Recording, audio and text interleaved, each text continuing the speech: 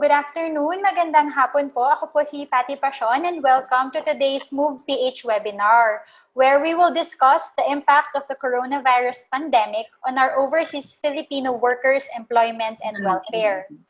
So joining us today is Elin Sana, Executive Director of Center for Migrant Advocacy. But we also have several experts from the International Labor Organization, also from the University of the Philippines, from other labor institutes here and abroad also.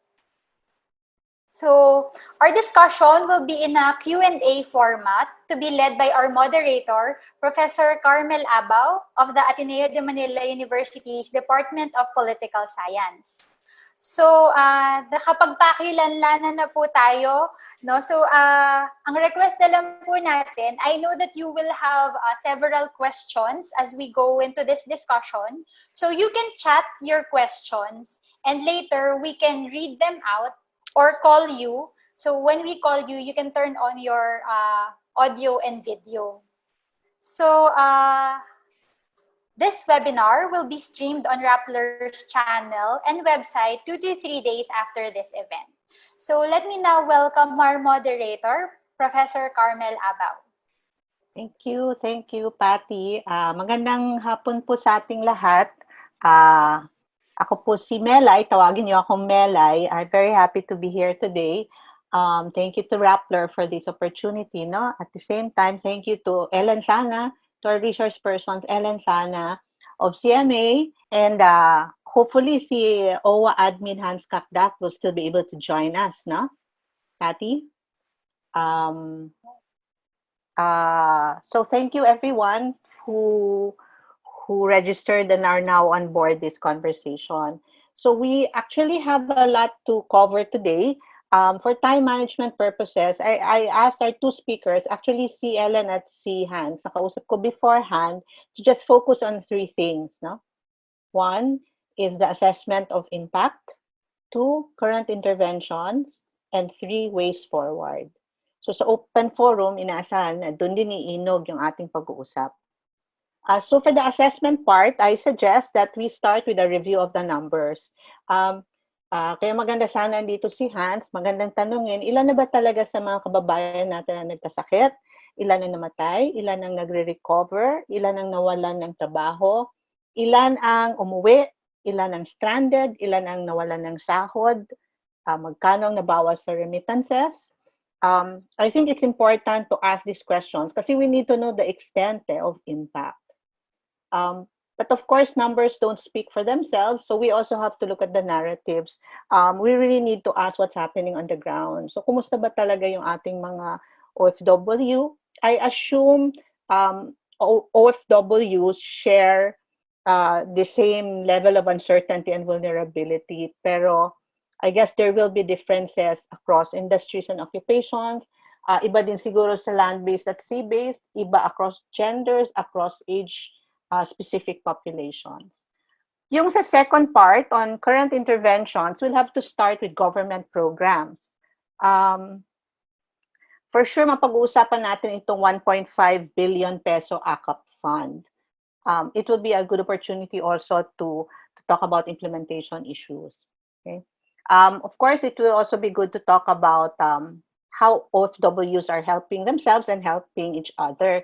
Kasi even before COVID-19, alam naman natin, our migrant groups are also essentially self-help and mutual aid organizations. So it would be good to see what they have been doing, what NGOs have been doing, what coalitions have been doing, etc. For the third and last part, we will be discussing ways forward. Ito yung sa medium and long term, kung anong gagawin dapat natin. So how do we really protect jobs that are overseas? Can we generate jobs or incomes for those who are likely to come home or want to come home? May trabaho ba doon sa mga gustong manatili sa Pilipinas?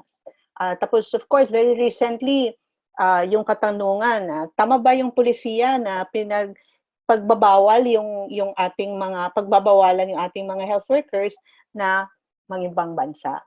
So, alam ko maraming tanong. So, siguro simulan na natin. Simulan natin kay Ellen. Pagkatapos nun, i-open na natin yung floor for further discussion. So Ellen, please. Yeah, okay. Okay. So, salamat Melay at magandang hapon dito sa Pilipinas at magandang umaga sa ibang lugar. So, magandang araw sa inyong lahat at salamat sa pagkakataon na magkaroon tayo ng ganitong talakayan kahit tayo ay nasa ating mga bahay. Siguro doon based on the outline ng ating discussions in terms of the impact of COVID COVID sa ating mga OFWs, ang may official na figures of course would be our government. Pero halimbawa, mas definite kasi yung tungkol sa health dimension ng COVID. Doon sa report ng DFA, as of April 27, meron silang OF cases ng COVID positive na 1,395 in 44 countries, spread out in 44 countries.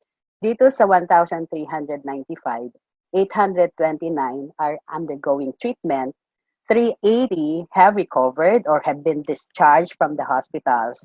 Pero syempre, yung nakakalungkot, 186 deaths ang ating mga overseas Filipinos. Ang spread out niyan ay sa Asia Pacific, 327 yung cases, Middle East and Africa, 299, at mas marami doon sa Europa at 441, and in the Americas, 328. Yung maraming na-register na deaths ay sa Europa at saka sa America. So I think in terms of numbers, definite yung numbers ng mga naapektuhan ng COVID. Pero pagdating doon sa economic dimension ng impact ng COVID, diyan nagbabari ang mga estimates. So as many as 400,000 OFWs may be displaced, either terminated or mas short yung hours of work nila, pukunti yung magiging sweldo nila. So may mga variations yon. Pero generally, a lot of them will be displaced. Pero rather than going into those details, ang naisip ko din na pagbabahagi, Melay at mga kasama, baka tingnan natin yung ating figures ng ating mga OFWs. So meron akong 2 slides lang, if you will bear with me. Gusto kong i-request ang Rappler if they can show the first slide. Ito ay, pasensya na at maliit. Baka hindi nyo makita masyado. Pero yung epekto ng COVID, just as we are distributed in every nook and corner of the world, ganun din kasi yung COVID, yung epekto niya. Lahat halos ng bansa ay kinocover niya. Well, halos kasi hindi naman totally lahat. And this is very unique yung COVID kasi we've dealt with pandemics in the past, yung mga Ebola, yung SARS, pero somehow meron niyang containment sa isang particular na region ng mundo at yung iba na i-spare. But this one definitely is very different. So buong mundo yung kanyang naapektuhan. And from the map, itong mapa na ito na hindi niyo masyadong nakikita, we have in terms of estimates, may 10 million tayo na Filipinos outside of the country. Ito ay estimate ng Department of Foreign Affairs natin, ano? So, ang pinakang maraming population ng Filipinos ay in the Americas. Sumunod, syempre dyan, yung Middle East and Africa, na mostly ay mga OFWs, at saka Asia Pacific yung susunod, and then may relatively smaller population of Filipinos in Europe. Sa US and America, where you heard na mas marami yung kaso ng COVID, ay ang character ng ating mga Pilipino sa karamihan ay mga permanent residents o siguro mga undocumented din. So pero yung bulto, kung OFWs ang pinag-uusapan natin, on contractual basis, naririto yan sa Asia kasi included naman sa Asia yung Middle East and Africa. So combined numbers in our continent itself, more than 4 million yung mga Filipinos natin na kailangan din natin pakialaman. So may imagine mo na kung ang epicenter ng COVID ay nasa Europa at Amerika, ang mga severely affected dyan would be the Filipinos na medyo, ang profile nila, permanent residents, relatively mas maalwan-alwan ng konti ang kanilang sitwasyon compared to our Filipinos in the rest of Asia. Pero syempre, meron pa rin tayo like in Italy. A lot of our people in Italy are also into care work, Italy and Spain. Okay.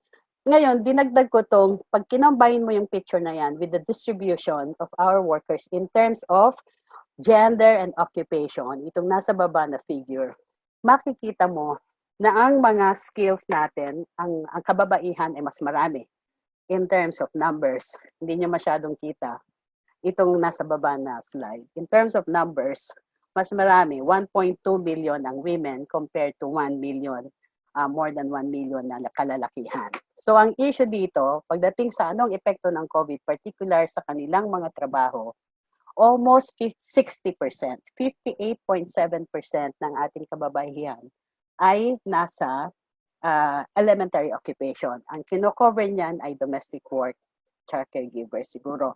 So, nagtatrabaho sa loob ng bahay. Later on, as we move forward, masasabi nyo na resilient ang domestic. Nagkagera o hindi, palaging may pangangailangan sa domestic. Pero ang isa ring anggulong kailangan mong busisiin dito, especially in the time of COVID na may lockdowns, everyone, all members of the household are in the household. Nasa bahay. Stay home eh. So may imagine mo kung gaano kalaki yung pamilya, kung malaki, 24 hours magtatrabaho yung domestic workers natin. So nandoon. At kung mabuburyo sila, hindi ko alam kung anong pwede nilang gawin to pass the time. At ang pwede nila sigurong tingnan, itong kanilang domestic workers. So nandoon lagi yung mas heightened vulnerability ng ating mga kababaihan.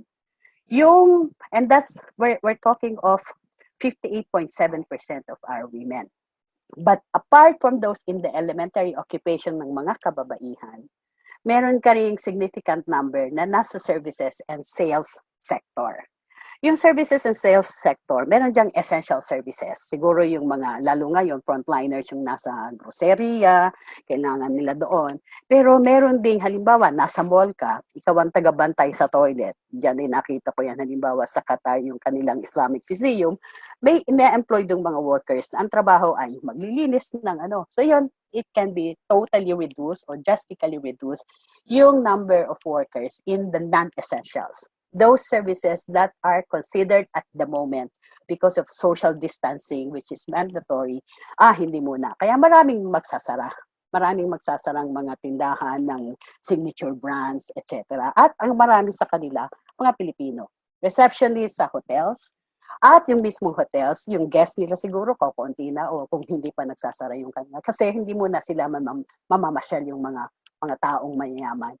So yung trabaho sa hospitality sector, yung trabaho sa entertainment sa Macau, yung trabaho sa services sector na pwedeng ipagpaliban.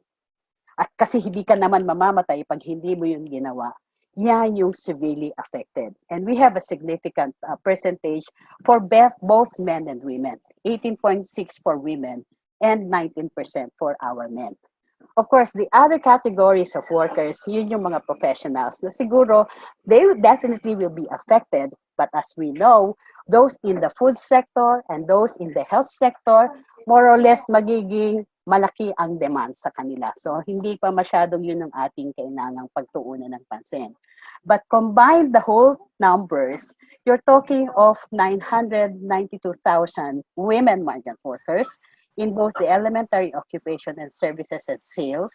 And for the male migrant workers, you are talking of 292,608 Filipino male workers. Kung inireduce mo, mag-imagine ka na 30% of these workers will be affected or displaced, then you still have a very significant number of migrant workers. Women displaced at 297,000 plus workers, and the men at 87,000. So that is still very, very significant numbers, no? At yan yung mga klase ng manggagawang kailangan nila ng trabaho, talaga. Kasi yun yung option nilang nakita nung nag-umalis sila sa Pilipinas kasi nga hindi rin sila ma-employ dito sa ating bansa. So yun yung pinag-uusapan natin na figures. Now, we have also sea-based workers. Hindi, dito pa. So, yun yung mga on-site. Now, kaya ko inilagay yung figures ng nasaan nanggagaling yung ating mga OFWs dito sa mapa, sa itong table sa kaliwa. Makikita nyo na ang naka-lockdown sa atin ay mahigit ng 1 buwan ay Luzon, including the NCR. And you're actually talking of 65.4% of our migrant workers, which is about 1.5 million. At kasama dun sa 1.5 na yun, yung maraming bilang ng sinabi ko dito sa nauna kong discussions. Pero not only that, so ibig sabihin, hindi nakakapagpadala ng remittance yung mga taga-Luzon sa kanilang mga pamilya dito sa Pilipinas. And as we know, we've been into this migration business for more than 40 years, maalwan ang buhay ng naiiwang pamilya sa Pilipinas hanggang may remittance na ipinapadala ang kanilang nanay or tatay. So pag walang maibibigay na remittance sa Pilipinas, then severely affected. Malaking-malaki ang pagbagsak ng kanilang kapasidad para mabuhay ng maayos, di pa maalwan, ng maayos lamang.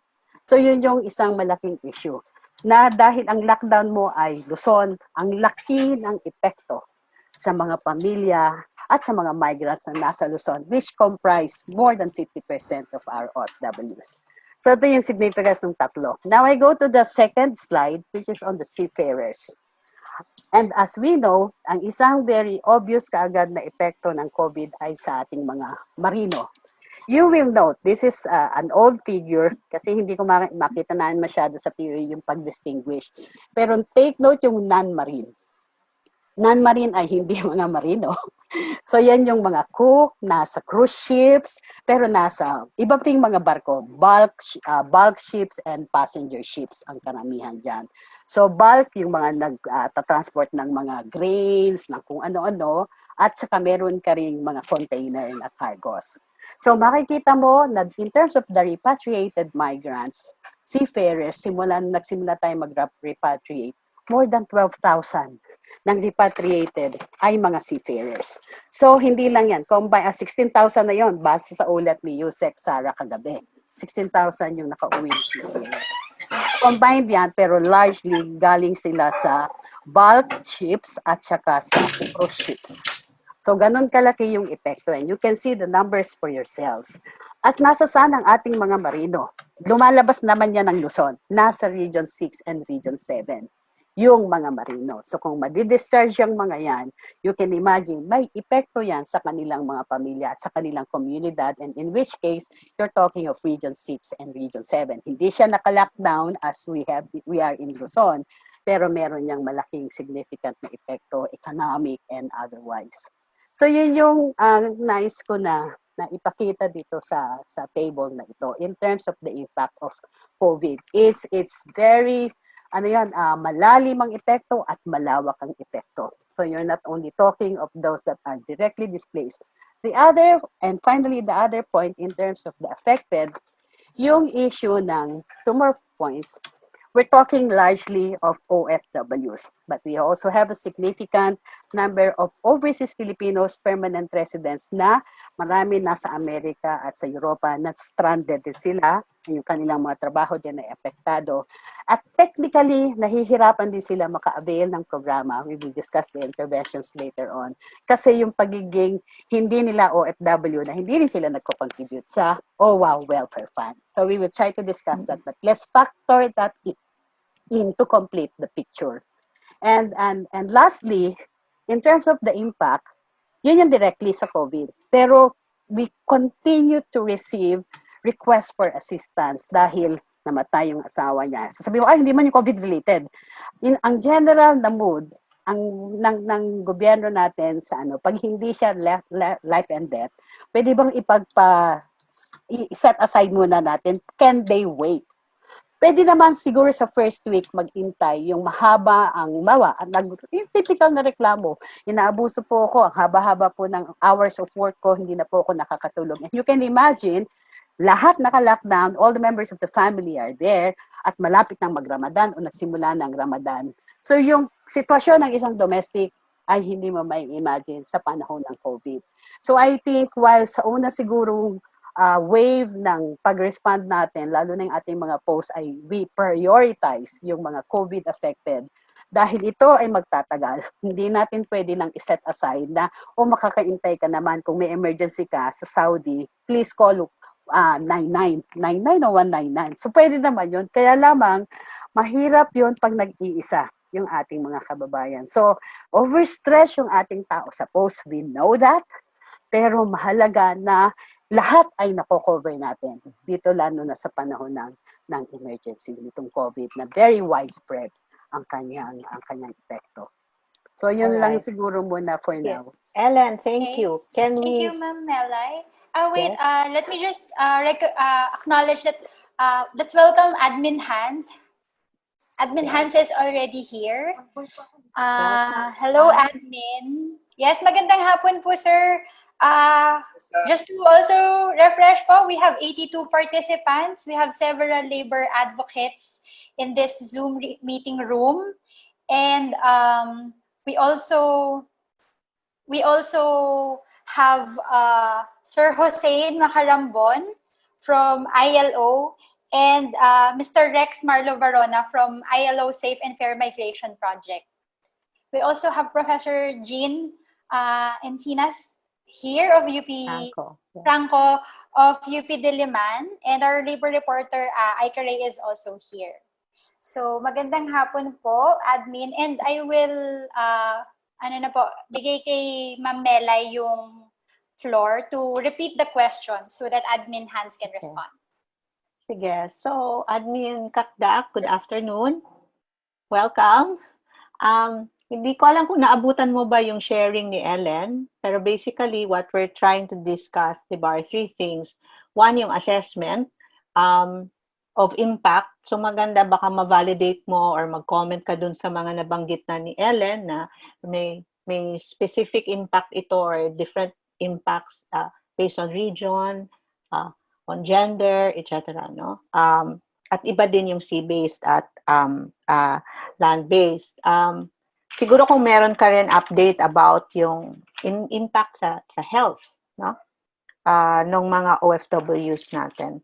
And after that, maybe share with us ano na nga yung current interventions and what else do you plan to do in the immediate and the medium term, no? As OWA and what you know of what DOLE plans to do, no? So okay. Admin Kakda, can you please? Okay. I don't have a highfalutin presentation like Ellen's. I don't have the charts. Okay. We're all foot soldiers here at OWA these days, so I'm working from the ground. So I don't have the big analytical points to make because that's what I work day to day on the ground. So hindi ako masyado nasa wala ako masyado sa macro, but all I know, what I can tell you is that since the ECQ, around 21,000 seafarers have arrived home. Well, in the case of the seafarers, yung count nila dates back to prior to the ECQ. So mga February, yan, yung the very first one, yung Diamond Princess. So not necessarily ECQ. So mga 21,000 yan from February. And then from the OWA count, it's around 17,000. It could be more land-based, but 17,000 yung humingi ng tulong sa OWA. So around the combined, nearly 40,000 have returned as a result of the ECQ. And let me give you this is the only visual I have. Maybe there's another one. And so this is just basically a bulletin on the things we do on the ground. So yan yung basis ko ng 17,819. Yung mga lumalapit sa amin yan for various reasons. So starting from week 1, day 1 of the ECQ, yung hatid sundo is transport. So people who want to be transported. We ran 4 bus lines, 2 in NCR, 1 going north to Dao, 1 going south to Turbina. At that time, dalawa yung options ng returning seafarer OFW. One is kapag may symptoms siya at the point of BOQ screening, yung thermal scanning at the airport, symptomatic siya, dinadala siya to a quarantine facility. Pero kung asymptomatic siya, ang protocol nun or algorithm, decision tool as the DOH calls it, home quarantine. So pwedeng umuwi ng bahay at that time, home quarantine. So mga 6,563 yung mga nahatid sundo namin. Yung pangalawa is the OFW Kalinga. Yan yung hotel billeting. And this one pertains to either OFWs who can't go home for one reason or another, taga Visayas, Mindanao, binibilit namin sa hotel. And more recently, until after the Holy Week, we are probably on our 10th or 11th day of mandatory quarantine. The IITF decided that we should have mandatory quarantine, which means all arriving OFWs, whether they like it or not, has to go to an OWA-provided facility. So that's around 6,270 already, which means lahat yan have been billeted in hotels. Maybe around 97-98% of them are still in hotels as we speak, no? And then yung tulong marino, yung mga marino na tinutulungan natin kasi ito naman yung hindi nakaalis. Kasi yung binibilit natin sa hotel o hatid sundo, most of them mga nakarating.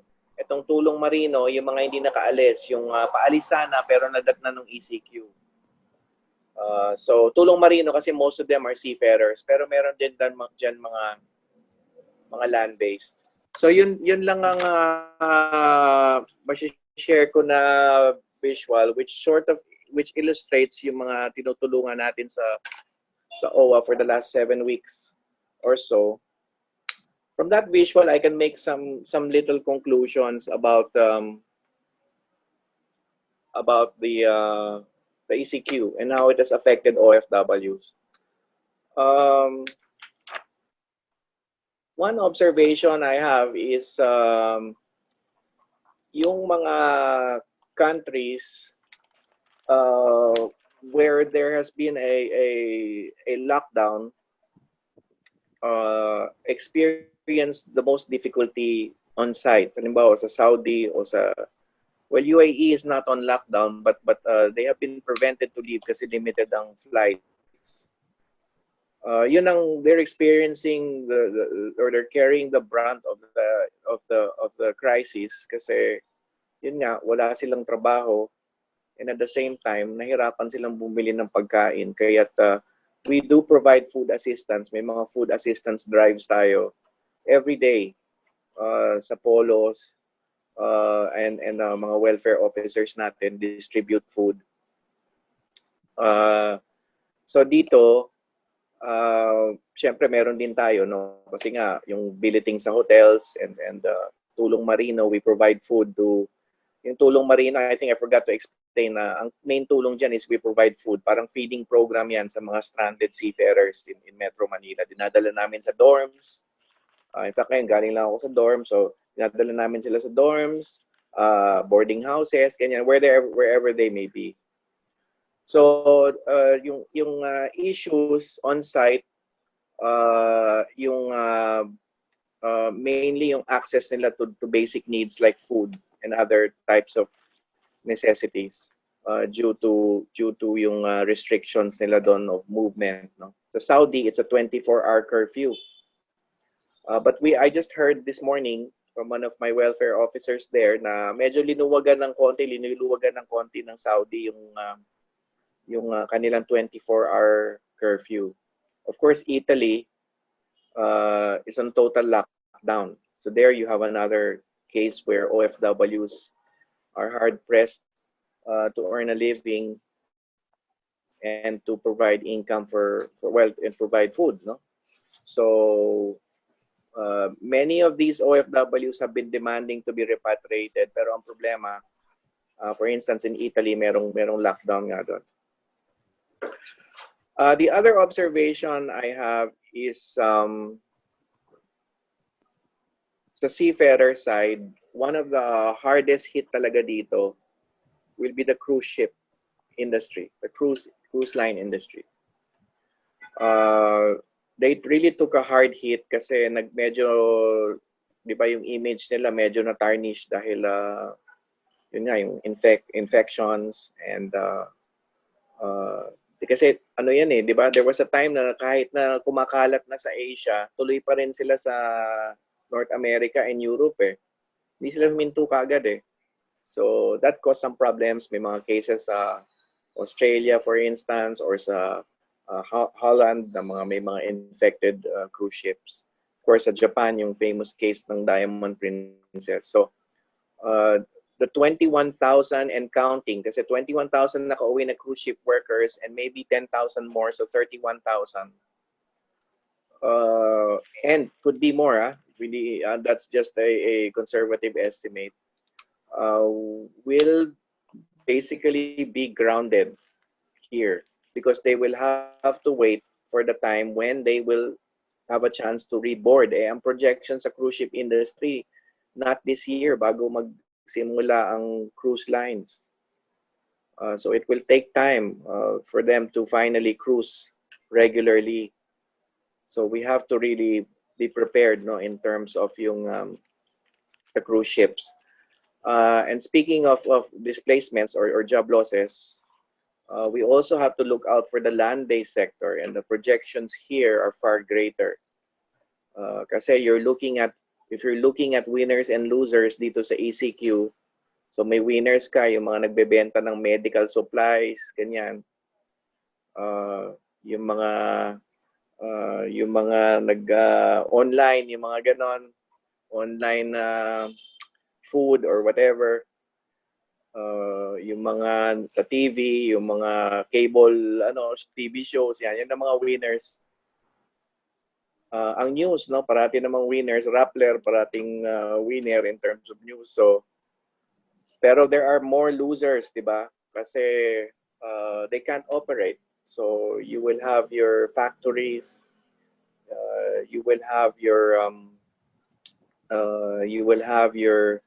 retail shops, you will have your hotel sectors.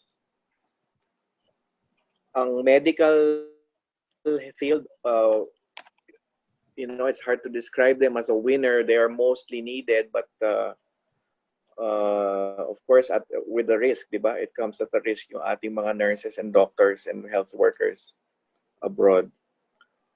Construction will also be deemed to suffer. Kasi nga, halimbawa, in the case of the Middle East, public funding will be geared towards health development, health management, and such, operation of hospitals, etc. So the focus might shift a little bit toward health and resolving the crisis rather than things like construction and such. Of course, yung issue on the price of oil is not helping. So even the oil sector will be badly hit, no? Ang tingin kasi ng Saudi, they would want to dip the prices of oil to cope. So that will cause some should I say ripples sa oil industry and may cause also some jobs to be affected. So it's not a very, very positive, should I say. It's not a very bright outlook because everybody is on the mode of getting out of this crisis, making sure we all get out of this crisis alive. Talagang life, literally life and death, di ba? So yan ang battle for now, and things like running a business and going to the malls, etc., might just be secondary. The one job that perhaps may be, should I say, among the safest, in my view, would be domestic work. Because almost similar here to the Philippines, diba? In the Philippines, the kasambahays are most needed, diba? More than ever. Their services, their loyalty, their companionship, diba? So sa tingin ko, kaya dito sa Dole Akap, when I get a query from a kasambahay who's working in Saudi, still getting paid, sabi ko, relax lang po kayo. Itong financial assistance natin for OFWs is para ho sa mga nawalan ng trabaho. Okay pa ho kayo. Ngayon, sa panahon ho ngayon, kayo ang pinakakailangan. ng inyong mga employer. But I'm not saying that we should not cast our eye on them, kasi we also have to watch out, di ba? Kasi they may tend to be overworked, lalo na Ramadan ngayon sa Middle East. So the tendency might be cases of abuse, overwork, and perhaps even non-payment. No? Kung halimbawa, gipit din yung employer, baka hindi rin siya pasweldohan. So kailangan pa rin bantayan yung plight ng mga domestic workers. Last point is the most common question I get. One of the more common questions I get is yung financial assistance that will be provided through the OWA funds. Sa ngayon, I would think that we're wisely holding on to our money in terms of financial assistance. Why? Because as you can see, the approach of the national government is through social amelioration, through the Bayanihan Pihilas 1 Act, through public funds. So, ang approach ng national government is the national government will take care of its own people, Filipino people, through social amelioration. And therefore, we have all these programs about CAMP, yung Adjustment Measures Program ng DOLE, Goal to PAD, yung work for the informal sector, di ba? During times of crisis, yung aid for individuals in crisis situations, AICS, yung Social Amelioration Program ng DSWD. So yan ang mga approaches sa ngayon ng national government. No? However, funding is limited dito sa DOLE financial assistance. We call it ACAP, DOLE ACAP program.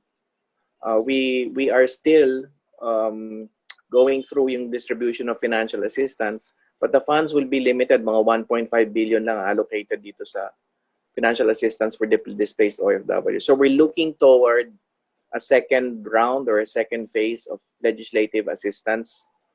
And we know right now there have been meetings, Zoom meetings and such already, discussions with the legislators. We've already been consulted by the legislators on perhaps a second round of financial assistance, this time on a broader scale, socioeconomic stimulus. Hindi lang social amelioration.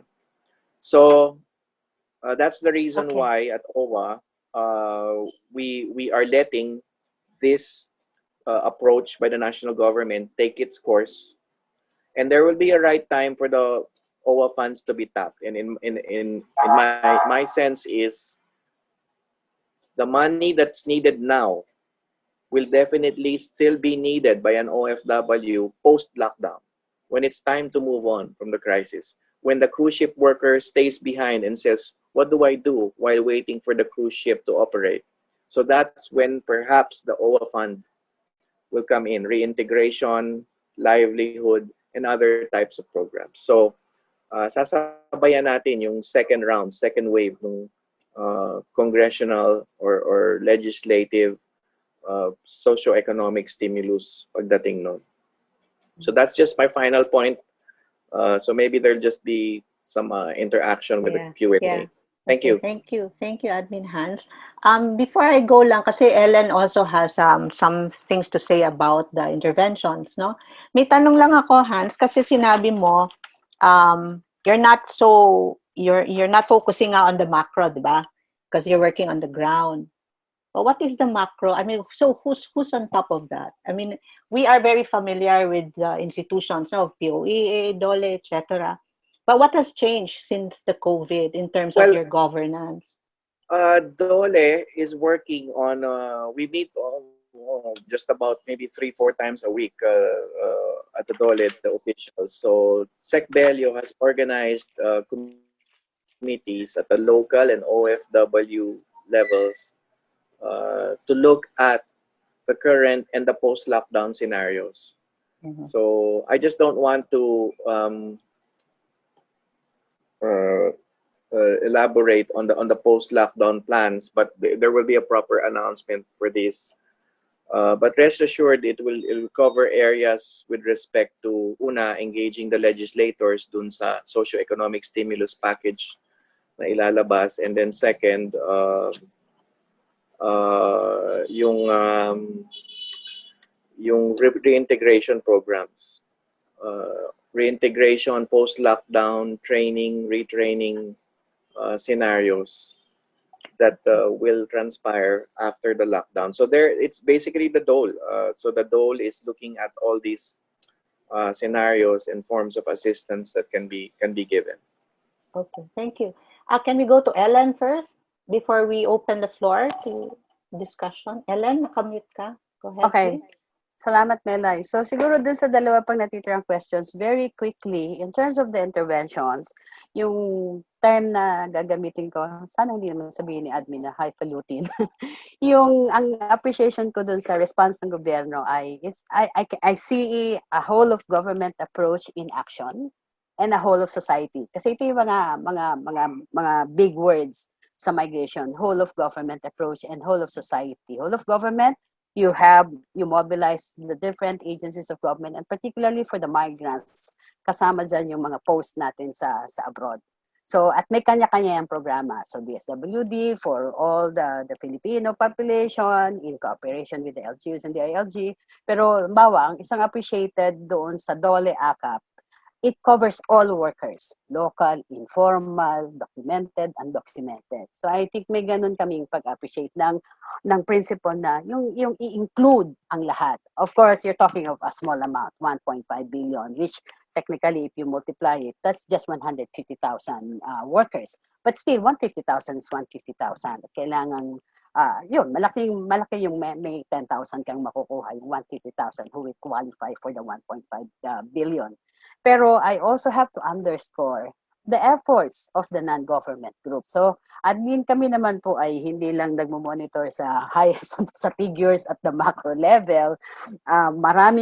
We become so busy, more than busy than we were before hindi kami nagwo-work from home kasi we do a lot of information dissemination, repackaging, for example, yung guidelines ng DOLE doon sa DOLE ACA program para mas maging malinaw sa mga migrants anong ibig sabihin, sinong qualified, saan pwedeng mag-submit, ano yung mga dokumento. So yung mga ganun, pagpa-facilitate ng connection sa concerned government agencies, sa post, so yung mga Filipino groups na they should try to coordinate their actions to help with our embassy in Bangkok, yung mga ganun. So may malaking ambag yung ating mga Filipino organizations on site. And I would say not only Filipino organizations, but for example, in Malaysia, yung aming partner, yung Malaysian group sila, yung Our Journey, works together with AMPO, kila Lizelle, para sa pagdidistribute ng mga relief, ng mga rasyon, food rations and all that sa mga communities ng migrant workers. Hindi lang Filipinos, but other migrant nationalities. And they do this in cooperation and coordination with the different missions, including the Philippine Embassy in Kuala Lumpur. So merong official recognition na yung mga tulong na pinapaabot ng ating embahada sa community ng Filipinos in Malaysia ay tineturn over nila, minomobilize nila yung Our Journey, which is a Malaysian group, migrant group, at yung in coordination with yung mga AMPO at iba pang mga Filipino organizations. And this is a similar setup that you can see in the Middle East. Yung ating malalaming mga organisasyon ay namomobilize sa Saudi, sa Qatar, sa UAE, sa Oman, sa Kuwait. So they are in action. So hopefully sila, yan ding ating mga kasama sa Sandigan. So yun yung gusto ko lang na idagdag in terms of the interventions. Of course, we also do yung pagbusisi. Halimbawa dun sa DOLE ACAP. Definitely, we welcome the effort. Pero maraming mga snags na kailangang iklaro. At hindi po naman kami nagrarant lang. We try to be constructive in engaging with government. And in fact, we work very closely with government agencies, particularly ang kusina ni Admin Hans, ang POEA, ang DFA po. Yan po ang tatlong madalas ko na nakakausap para mag-report na parating na po yung mga marino, ang kailangan nila. Pagkaklaro dito sa pagdating nila, may mandatory quarantine, so sila po may magtitigil sa Maynila, paano po yung accommodation nila, ano po ang protocol. So, naklaro yan sa OFWs, pero ang kailangan namin iklaro, ano ang protocol pag overseas Filipinos ang category. Kasi initially, ang usual na response ay OWA will take care of it. So, syempre may kaunting discussions din kami na baka naman po hindi kailangan OWA palagi. So, may mga ganun kaming talakayan doon sa iba pang kategorya ng Pilipino who would be requiring a lot of assistance. Hindi lang yung pag-repatriate, which I think I commend the DFA kasi mabilis sila sa repatriation. Kahit po sa ang lugar, yung huli naming request for repat ay nasa Morocco, at immediately ay nakonektahan nyo ng ating honorary consul na nandun sa Morocco. So, kailangan lang buo yung proseso na yung hindi lang hindi lang parang ang pagdating sa airport ay ang OWA takes care of the OFWs, pero sana yun nga yung sinasabi ni Admin Hans na ang pondo ay nasa baho. So dapat ay yung baho ay ma-acknowledge na meron pang outside of the OFW categories na members ng OWA ay may kailangang i-release na pondo, not only for the repatriation but also for the quarantine nila sa Maynila kung taga-probinsya sila, yung ganon. Hindi naman usually nanghihingi ng ticket pauwi pero yung lang 14-day na quarantine sa Manila, yung provisions that go with the quarantine period, mahalagang tinitingnan din yun at talagang minomonitor yung compliance ng ating mga ahensya na mandato para doon. So, at the same time, kasama sa intervention sa COVID siguro yung pakikipag-ugnayan closely, not only with Filipino organizations, but also with other agencies and international organizations. Yung isang kinukulit kay Yusek, Sarah, for example, ay if we can make use of the forthcoming meetings ng Abu Dhabi Dialogue at ng Global Forum on Migration and Development, which is going to take place or to be hosted by the UAE, to be a good forum para pag-usapan kung may post-COVID period nga bang i-imagine tayo. Pero this is a very good venue where we can take the lead on at pag-usapan paano ang ating mga migrant workers. Kasi of course, hindi naman mawawala ang need for migrant workers. Kahit nawala na, medyo pag nag-normalize, quote-unquote, itong sitwasyon natin in the Middle East and elsewhere, they would need migrant workers to rebuild the economy. Ang question lang dito, and I will be moving to the next question, yung moving forward, anong mga skills yung kailangan mo? Kasi based doon sa initial na binanggit ko kanina, ang marami sa atin ay nasa services, which sa panahon ng crisis, except for the caregivers and the domestic workers, baka may kailangan kang shifting para sa makakuha ng employment ng ating mga workers kung overseas pa rin yung ating titingnan. At the same time, we do not lose sight of the fact that in the Middle East, actively ay ini-implement na yung Saudization, Emiratization bago pang nag-COVID. And they were also experiencing crisis already. So yun, may ganun kang scenario which was not ended plus the COVID. So mas grabe yung sitwasyon that you have to contend with. Hindi nawawala yung need for migrant workers, pero marami kang kakompetisyon. So saan ang niche ng ating mga workers para masiguradong may employer sila both here in the country or overseas man yung pinag-uusapan. Right. So yun lang siguro muna. Sige, Ellen, thank you. I'm sure may response si Admin Hans dyan, no? Pero I think we should gather na questions from the floor. Patty, can you help me with that? You're paki-unmute. You're there. Okay. In the interest of time, so we gathered the questions and I will read them out loud na lang po. Directed to Admin Hans or Ma'am Ellen. Before the question, let me just read out a comment from Czar Joseph Castillo.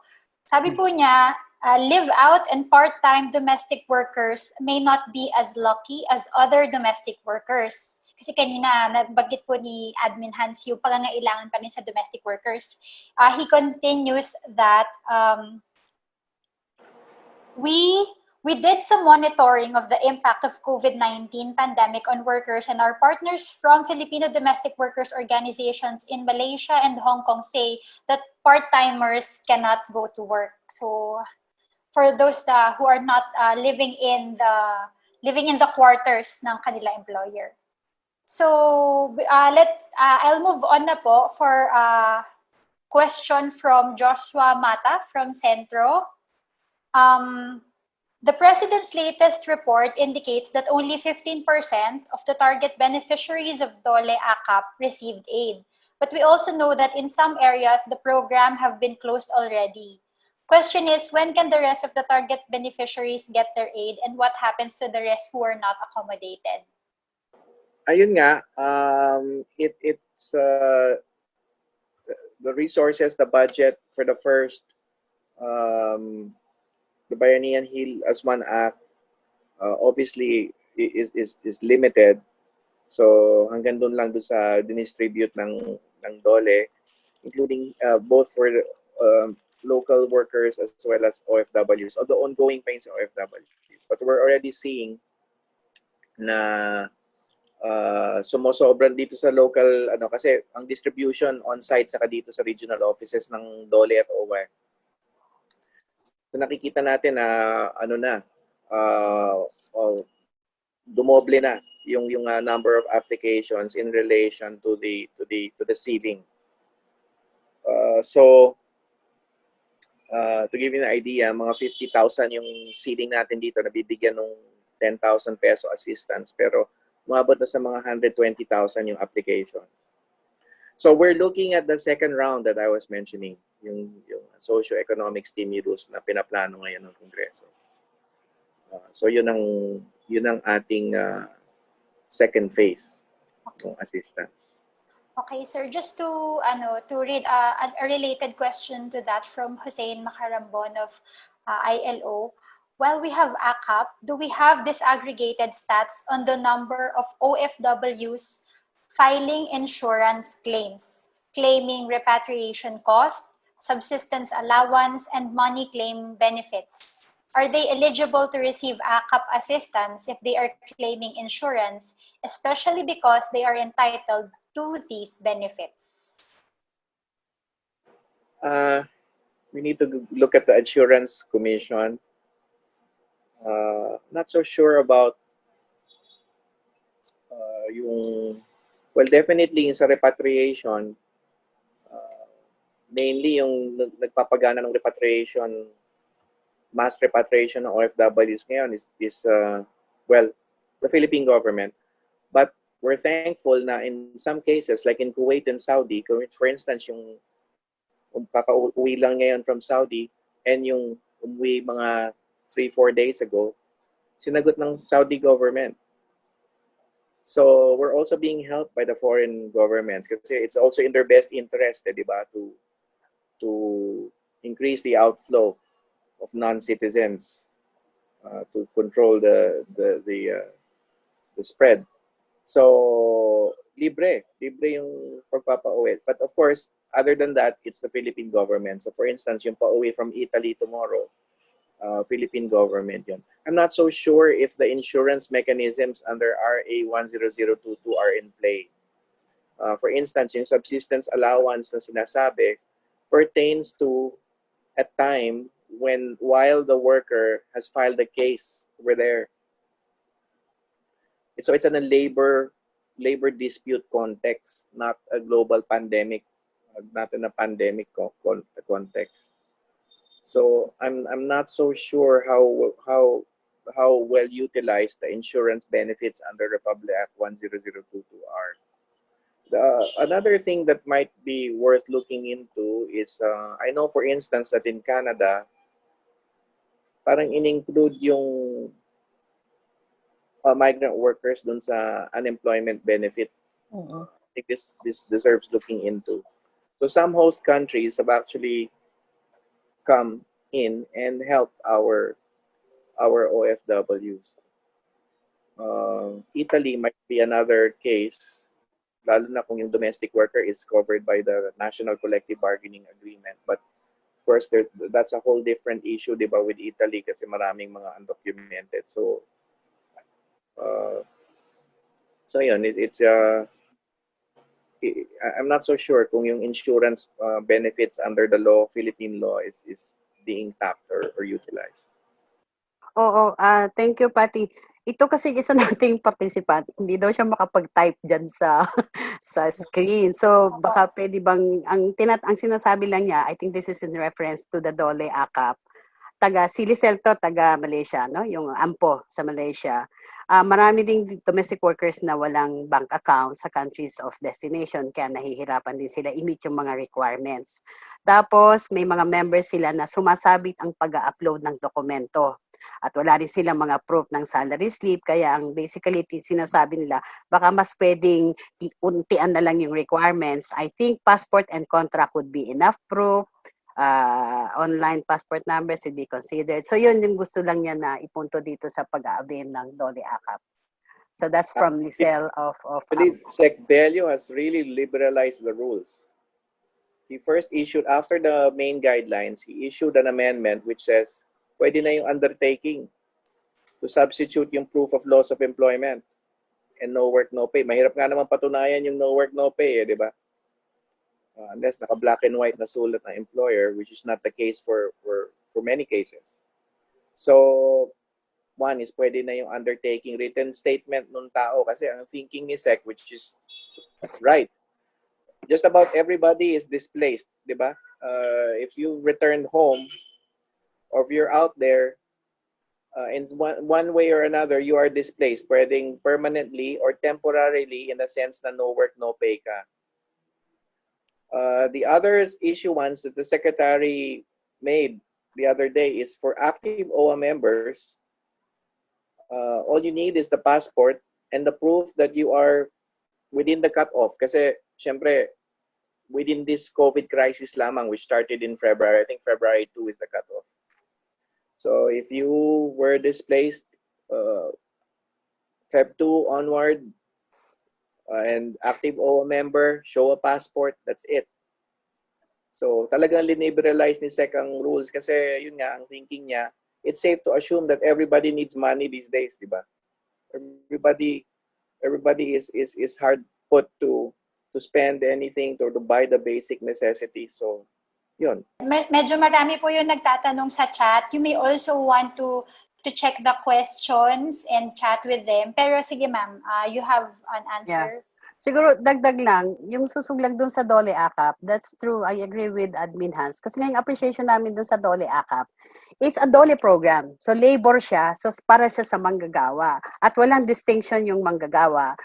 Meron lang syempre kaunting proof ng requirements, but even that was liberalized or naayos na yan. Pwede ka ngang mag-self-declared eh. Pwedeng yun ang iyong ibigay na proof, na dokumento para isubmit. Ang isa pa, in terms of the application, while ang nakasulat sa guidelines ay 29 countries lamang yan where you have polos, kasi yun yung parang isang requirement ng guidelines, maski doon sa no work, no pay na expansion. In reality, they also accommodated yung mga OFWs na walang polos. Ang example niyan, yung OFW natin sa Vietnam, mga teachers yung karamihan diyan, no work, no pay, merong instruction ng ating embahada, kasi walang polo, that they can submit their request for availment sa ating polo sa Seoul. Meron din tayong yung mga covered ng ating embahada sa Russia, kasama dyan yung Kazakhstan. Merong nag-inquire sa amin na kami po, mga teachers din kasi ito, dahil lockdown yung eskwela, wala silang mga income. So ang advisory ng ating embassy sa Moscow, they can submit their application for DOLE ACAP sa Polo Berlin. So actually, malawak na at very flexible na yung ginawang requirements. Of course, ang main issue dito is we are all talking of 1.5 billion and that's only 150,000 pa rin. Yun ang punto doon. So I think yung second round na sinasabi ni admin, yun ang kailangan nating bantayan para sa dagdag na tulong. Okay po. Thank you, ma'am. I think this is also an important question from Marizen. On detained migrant workers, how do the embassies and diplomatic posts check the situations of OFWs in detention sites in the receiving countries? And how is the coordination with the police or Bureau of Corrections in those host countries? Siguro maikli lang, meron kasi kaming kaso ng nakakulong. So nag-SOS yung wife, actually kaso to nag-CHR na nasa Jeddah. So parang ang sabi namin, kung walang lalabas at walang papasok sa kulungan, they're the safest. Kahit na medyo dikit-dikit sila. Pero kaya lang hindi naman ganun and we already have cases dito ng nasa kulungan. Pero pinaabot natin to sa DFA, paano yung mga nakakulong kasi meron na yatang namatay, ganyan. So ang ginawa ng DFA ay nagpadala sila, of course they recognize that it is a valid concern. So nagpadala sila ng note verbal sa Saudi government in charge of detentions para ma-observe kung mag-observe sila ng social distancing. Hindi ko alam kung anong gagawin. Pero yon, we called already the attention of DFA and nirelay ng DFA yan sa mga posts pagdating sa mga tao in detention for our OFWs in detention. Sige po, sir. Okay. Yeah, that's a challenge kasi sarado ang gobyerno and they would greatly discourage any jail visits, for instance, given nga na mayroong curfew or lockdown. So, admittedly, hindi nakakadalaw for the most part, lalo na kung mahigpit yung lockdown, pag-implement ng lockdown sa bansa na yon. Another thing, perhaps, aside from the workers in detention, it's perhaps more accessible would be yung mga nasa ospital. So, for instance, yung kinikwento ko kanina, medyo lumuwag yung Saudi guidelines. Parang people can go out in the streets. Parang yun ang latest pronouncement, but of course, observing yung social distancing. Pero meron pa ring implemented night curfew. This was our team, when I talked to them kanina doon, was a chance to visit OFWs in hospitals. So, which is what they will do. So, siguro, you take this from a step-by-step basis. Ngayong linuwagan yung rules, unahin mo muna yung pwedeng dalawin sa ospital. So, pupuntahan nila ngayon. And then, kapag nag-further kumbaga relaxation ng rules, pagbukas na yung mga government offices, etc., then there will be now a better chance to look at those in detention. But that I have to admit that has been quite a challenge. All right, sir.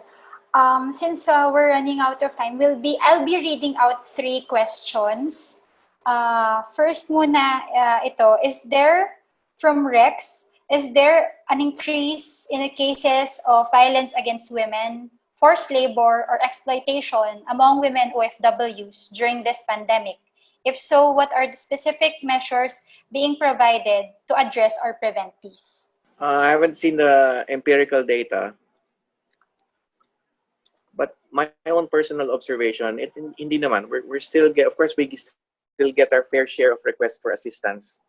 Pinahirapan sa trabaho, hindi nagkaunawaan with the employer.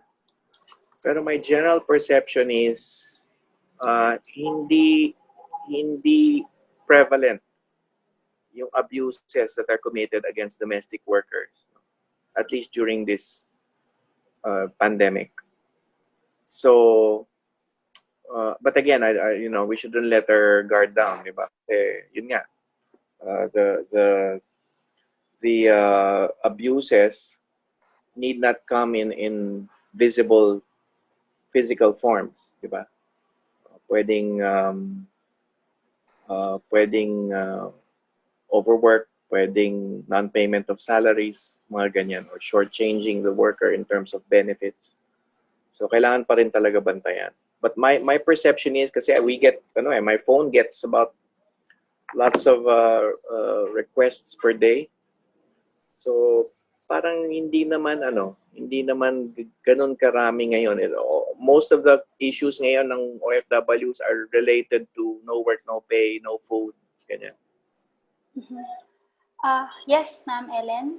Siguro ang dagdag lang kay admin, kasi yun nga, nabanggit naman namin na kanina na i-red flag din na maging conscious na lalo na sa panahon ng Ramadan for our domestic workers in the Middle East na maging mapagbantay. Kasi yung alam natin yung mga kwento ng pagiging overwork ng ating mga domestic workers, etc. Pero ang isa rin kasing implication nitong COVID, lalo na kung lockdown o may limited mobility, at ito yung nangyari doon sa aming, at least may 2 kaming kaso, na ang bago pa kasi nag-heightened yung pag-lockdown at pagka-quarantine, na i-forward na namin to sa Riyadh, sa Saudi kasi itong kaso.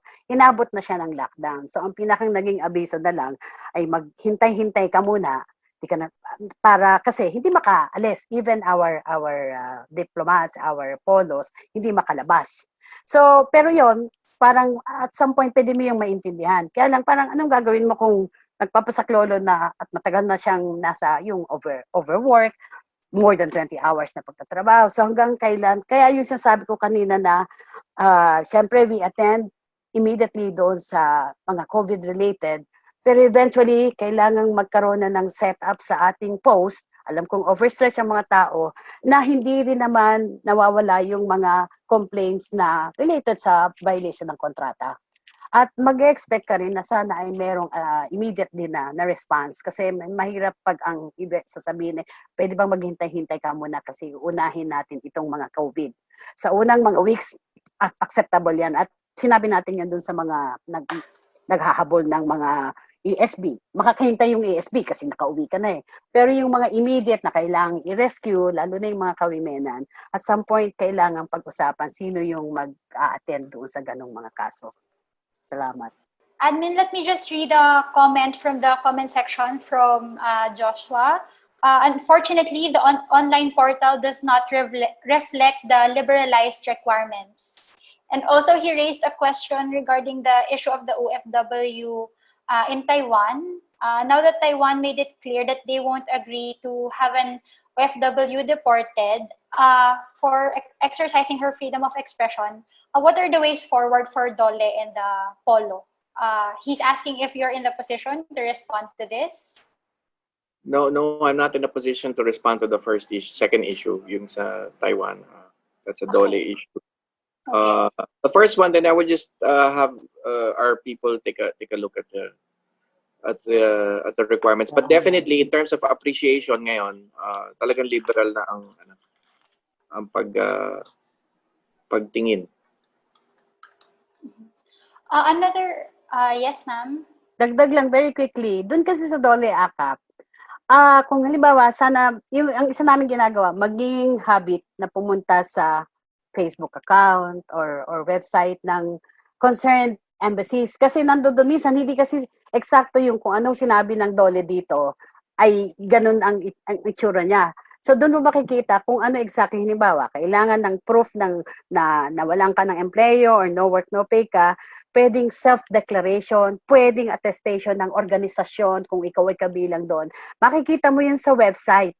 Doon, not website, sa Facebook account ng mga polos.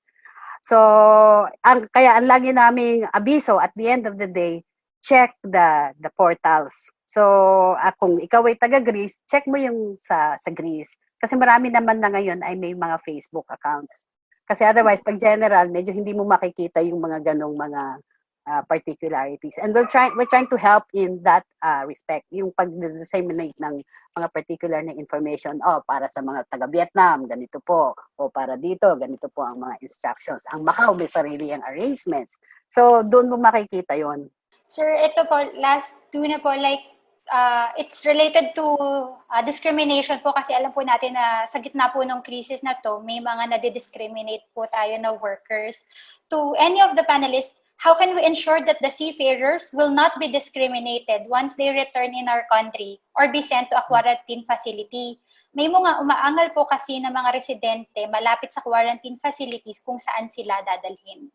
Nako, yan ang number one advocacy ko ngayon for the LGUs to open up from the province to the town, municipality, down to the barangay level. The IATF resolution actually says that the transport of OFWs from the airport to a hotel facility where they will hold their 14-day quarantine should be unimpeded.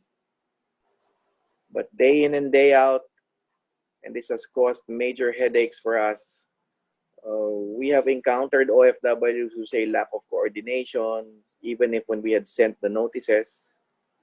Parang ang gusto nila, personalized touch hindi sufficiente sa kanila yung yung notice letter. At kung nung nagpadala naman daw kami ng notice o letter, hindi naman daw nila sinabi kung kailan kami darating. Sa akin, ang mahalaga doon ay, kasi kung on a per trip basis mo gagawin yan, ay mahirapan tayo. Tingin ko sufficiente na yung nagpadala kami ng notice sa LGUs na kami magdadala ng OFW sa lugar ninyo, wag po kayong magugulat. Sila naman po ay hindi lalabas sa premises ng hotel, well guarded, at hindi naman po sila manggugulo sa komunidad.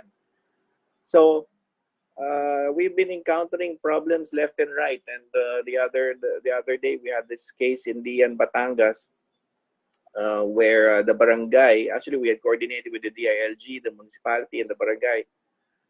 The night before, the barangay received word na fake news na meron daw kaming dalang COVID positive at mga foreigners. So meron pang xenophobia, di ba? So nagbarikada sila doon at the result was really, well, should I say, catastrophic, because the OFWs had to wait for another 8-9 hours just to resolve the crisis. I had to run to Lian, Batangas at 3 in the morning to negotiate with the mayor, who was a nice guy.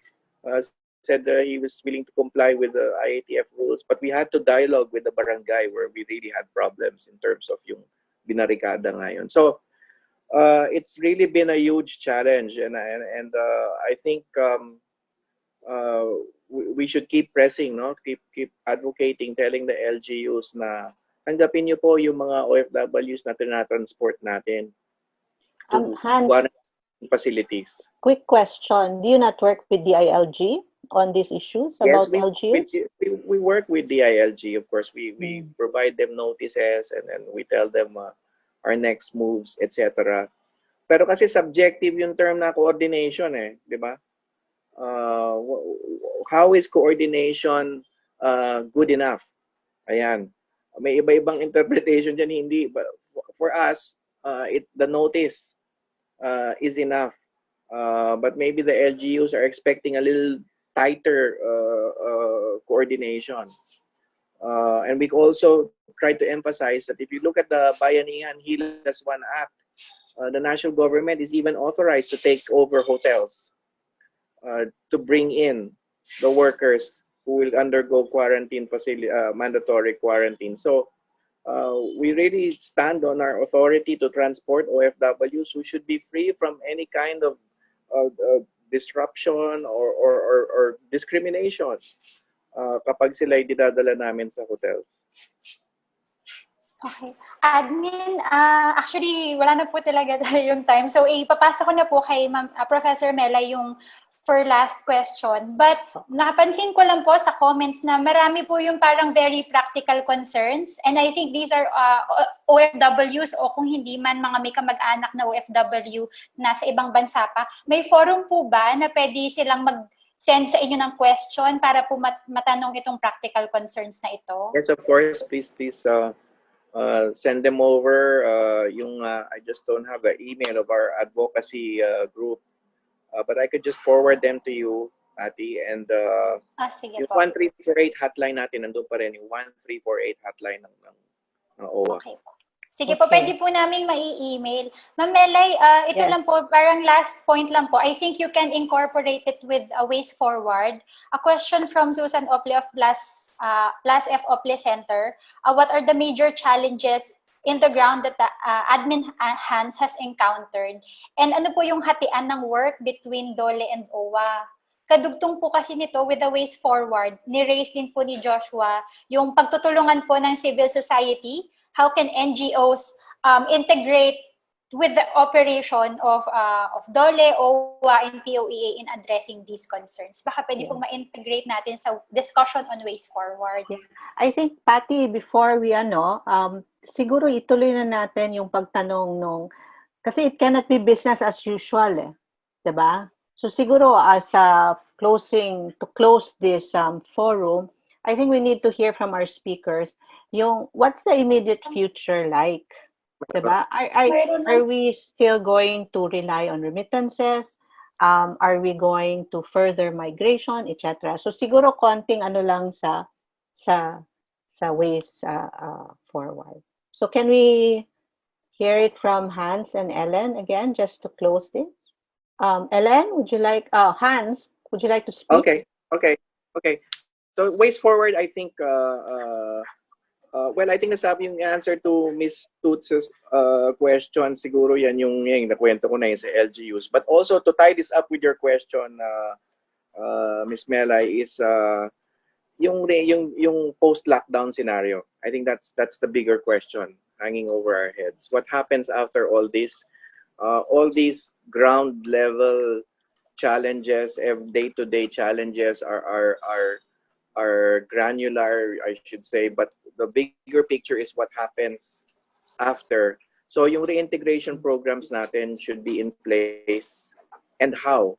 I think the socio-economic stimulus package that the legislators are trying to put together will be very, very important. And that's how basically how we will see the path toward a post lockdown, should I say, economy development, so that our people can move forward. So yung mga for OWA, that would mean yung mga reintegration programs, what kind of livelihood grants or loans or benefits can we provide, what kind of employment enhancement opportunities, skills training, job matching can we provide, what kind of support can we give to the families. For instance, had an informal meeting with our board the other day, and one of the board members said, enhance scholarships for OFW. So things like that will be brought to the fore. We really have to think of very, very, should I say, robust ways in which we can jumpstart people's lives and get them moving. Thank you. Thank you, Hans. Ellen, can we hear from you? Yeah. Melay, salamat ulit dito sa ating forum. So, moving forward, currently, yung CMA ay bahagi ng maraming grupo na nagko-conduct ngayon ng rapid gender assessment. So, para mas maging responsive sa iba't ibang needs ng lalaki at babae, ng bata, ng batang lalaki at batang babae, itong epekto ng COVID. So, ginawa na to nung tested na yung instrument nung panahon ng Taal eruption. So, hopefully ay titingnan din gagamitin itong rapid gender assessment sa pagkuha ng datos, how men and women, migrant workers are affected by COVID at paano yung magiging responses din, no? So, yun yung una. So, but I think related to that, mahalaga din na sa pagbabalik sa hindi ko alam kung anong ibig sabihin ng pabalik sa bagong normal or whatever. But the point is, mahalaga ring tingnan, survey. You need to do a survey ng ano yung epekto sa displacement, gaano karami. You need to really get the data. Ano yung mga winners at losers? Ano yung sinasabi ni admin na, ito yung in ngayon. Ano yung mga in ngayon? ICT, AI. Kasi you can imagine na kung noon hindi ganun ka-immediate yung epekto na a lot of people will be displaced kasi they will be replaced by robotics, etc. Yan probably will be considered very seriously now with social distancing and all that. So yung bibilis yung ganun. So kailangan maka-adapt ang manggagawa sa needs of the times, and that would be like maging techie, sabi ka. Essential services. Services per se, pero particularly essential. So yung mga luxurious na you do away with that. Hindi ka muna mag-life and work balance na you go to the movies, you go to Jollibee sa weekends. May pag-iiba ka muna in the short and medium term. So ano yung mga essential services that you would need employment. You need people to work on. So particularly sa health and food sector. Yan yung and that is not only true for the Philippines, but that would be true also for overseas. So, yung nabanggit ko rin kanina na meron pa rin mga ngailangan ng manggagawang migrante, ng migrant workers in many countries of destination. Kasi the fact is, kulang yung manggagawa. But ang question ngayon is, ano yung iyong dala-dala para ka maka-fill in yung position na yon? Kasi hindi na pwedeng ako, kaya kong magbantay, I'm very good, articulate ako yung magiging receptionist sa hotels. Kasi for the short and medium term, hindi yan yung magiging in na trabaho. So, kailangan may ganong pag-assess ng ano yung munang kailangan mong i-develop. May kulang ba sa skills? May retooling bang kailangan? But you can only do that when you do the assessment. Kasi yun yung isang mahalaga. I think, sa kaso ng Pilipinas, the job creation, kasi hindi lang migrants ang may issue, yung back to the basics, siguro yung matagal ng paano yung agriculture at saka backward and forward na support to agriculture, industry natin, paano ba? Kasi for the longest time, hindi masyado yung nabibigyan ng pansin. At kasi boom na boom yung services, consumerism and all that. Pero yun may take a backseat for a while. So, saan ang empleyo ng ating mga manggagawa, both local and overseas? So, yun yung siguro All right. challenge. Okay. Thank you very much, Ellen. I think we really don't have time, no? So siguro let's leave ourselves that question. Parang what the challenge is really what will migration look like in the next normal, di ba?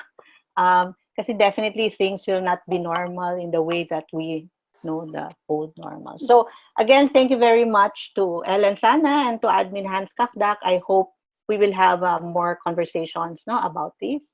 And thank you to Rappler, Patty. Allow me to invite everyone to check out our Rappler Plus membership program. As I mentioned, Rappler Plus is our premium service, not only for our Rappler readers, but also for our advocates who want to be part of our community. So you may go to rappler.com/plus to know more about the program. So again, thank you everyone for spending your afternoon with us. May we all stay safe and healthy as we weather through this pandemic. So thank you, everyone.